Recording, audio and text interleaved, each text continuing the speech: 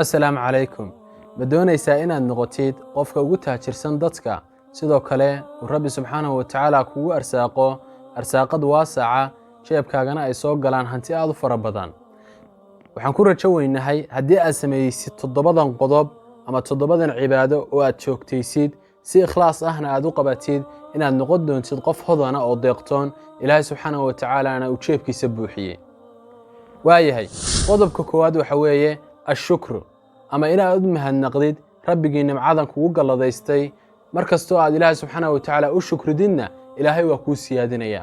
waxa uu daliil ah la in shakartum la azidannakum. Ilaahay wuxuu yiri haddii aad igu shukrisaan oo igu xamdi naqdaan nimcadan aad idiin sameeyay darteed Ilaahay subhanahu wa ta'ala waa uu idiin siyaadinaya ama waan idiin siyaadinaya bi Ilaahay leeyahay. qodobka labaad ee arsaaqada lagu ballaariyo waxa weeyaan التقوى أما الله كعبسك أما إن إلهي كدورستين. وحاول دليله ومن يتق الله يجعل له مخرجا ويرزقه من حيث لا يحتسب.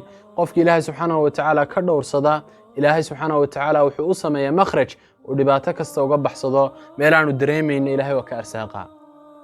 قضبك الصدحات إلهي سبحانه وتعالى أرساقده وكب الله وحوي التوكل. إن إلهي تلسارتين كلجات كتير سناتين. وحنا أود دليله لو أنكم تتوكلون على الله حق توكله لرزقكم كما يرزق الطير. حديثك الرسول كياها هدي الإلهي تلسارتان تلسار الشرب وحيدين أرساقيا سيدو أرساقه أكله شمبرت أكله صوبته الشمبرت صبحي وحكب حضابول كذا يضو بيرك يدو مرية هاي وقعد شيسان ميلنا وحبكوا وجين وحنا صون نقطة يدو دركسن. قضب كأفراد إلهي أرساقده كوجوا واسعني وحوي استغفارته.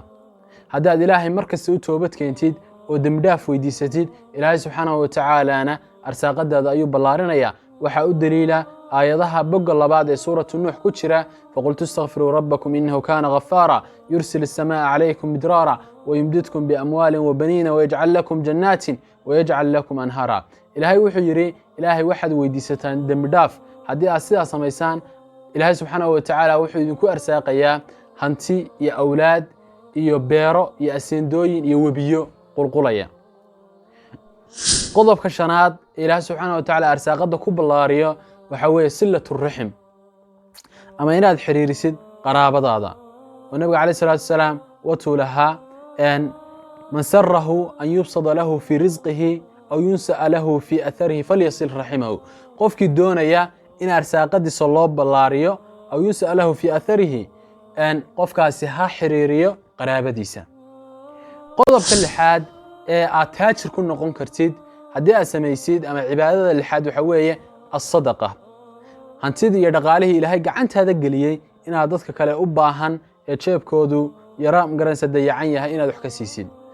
haddii aad sidaas samaysidna xadiisul qudsi ba Ilaahay subhanahu wa ta'ala waxa uu ku yiri anfiq ya ibn aadam unfiq alayk ina aadamo wax la bax adigana waxba lagu siinayaa. Ilaahay subhanahu wa ta'ala ayaad wax amaahisay oo dadkii garanaysa dayacnaa ee lagu eegayay ee dartood lagu imtixaamayay markaad wax u garatay adna Ilaahay subhanahu wa ta'ala ayaa ku arsaaqaya.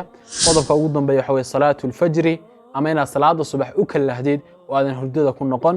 waxaana u daliila ducadii rasuulka sallallahu alayhi wasallam ku yiri Allahumma barik li ummati fi bukuriha. Ilaahay ummadayda u barakee kalahaadeeda. waxaan rajaynayaa toddobada qodob haddii aad samaysid oo markasta aad magaranaysa ku amal fashid oo aad joogtaysid oo cibaadada aad toddobada qodob ee aan ku sheegay hadda aad mar walba samaysid in Ilaahay subhanahu wa ta'ala arsaaqada ku ballaarinayo mid deeqtoon oo isku filan aad noqon doontid. aad baa u mahadsan tahay.